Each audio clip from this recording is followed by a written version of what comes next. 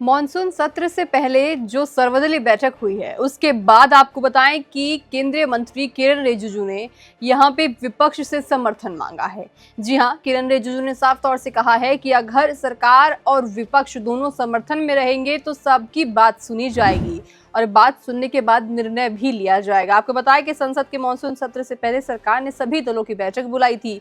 उस बैठक में इस दौरान केंद्रीय मंत्री ने जिस तरह से हमने आपको बताया कि उन्होंने सभी से अपील की है कि आप भी सभी के सहयोग के साथ अपनी बात रखेंगे। मानसून सत्र से पहले सर्वदलीय बैठक सरकार से विपक्ष से मांगा सहयोग।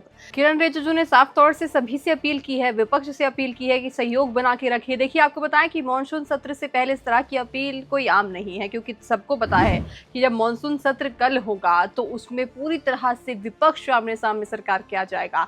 सरकार भी जवाब देने के लिए पूरी तरह से अब की बार विपक्ष को तैयार है।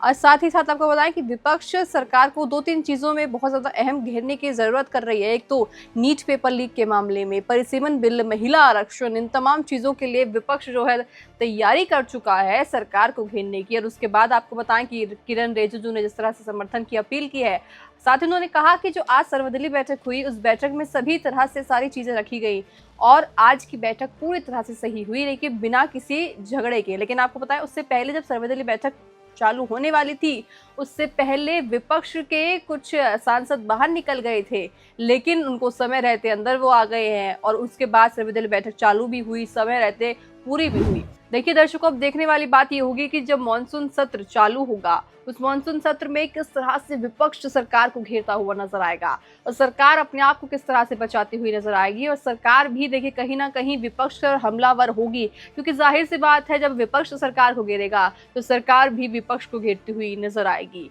और साथ ही साथ आपको बताएं कि अब की बार जो है इन 3 से 4 विषयों पर बिल्कुल मानसून सत्र टिकने वाला है। नीट पेपर लीक, साथ ही महिला आरक्षण, परिसीमन bill, one nation one election का मुद्दा जरूर उठने वाला है मानसून सत्र में। तो दर्शकों, कुर्सी की पेटी अब बांध लीजिए और तैयार हो जाइए मानसून सत्र के लिए, क्योंकि अब का मानसून सत्र बिल्कुल भी आम नहीं, बहुत खास होने वाला है।